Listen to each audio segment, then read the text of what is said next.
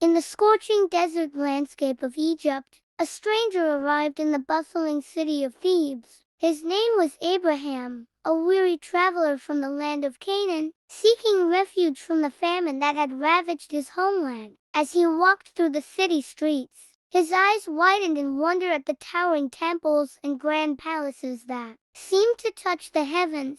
Abraham had heard stories of Egypt's wealth and prosperity, and he hoped to find work and sustenance for himself and his wife, Sarah. They had been traveling for many moons, and their supplies were dwindling. As they made their way through the crowded marketplaces, the aroma of exotic spices and fresh bread filled their senses, and their stomachs growled in unison. One day, while exploring the city, Abraham stumbled upon a group of Egyptians who were in dire need of help. A severe sandstorm had struck the land, threatening to destroy their homes and crops. Without hesitation, Abraham offered his assistance, using his knowledge of irrigation and agriculture to help the Egyptians divert the floodwaters and save their livelihoods. The Egyptians were deeply grateful for Abraham's aid, and soon, word of his kindness and ingenuity spread throughout the land. Pharaoh himself requested an audience with the stranger,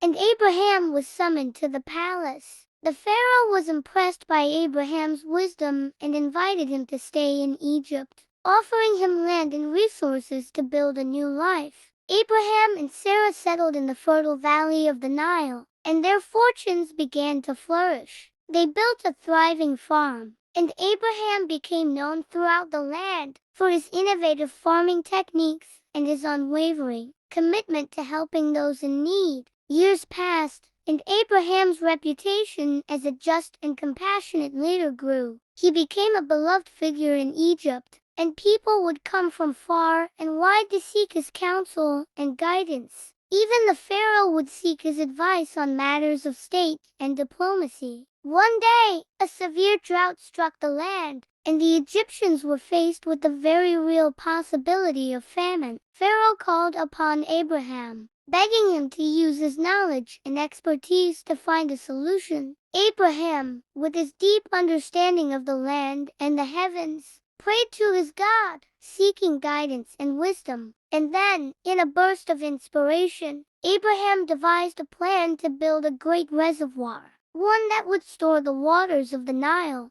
during the flood season and release them during the drought. The Egyptians were skeptical at first, but Abraham's conviction and faith won them over. Together, they built the reservoir, and when the drought struck, the waters of the Nile were released, bringing life-giving sustenance to the parched land. The Egyptians rejoiced, and Pharaoh praised Abraham, declaring him a hero and a true friend to the people of Egypt. Abraham's time in Egypt had been a blessing, not only for himself and Sarah, but also for the entire nation.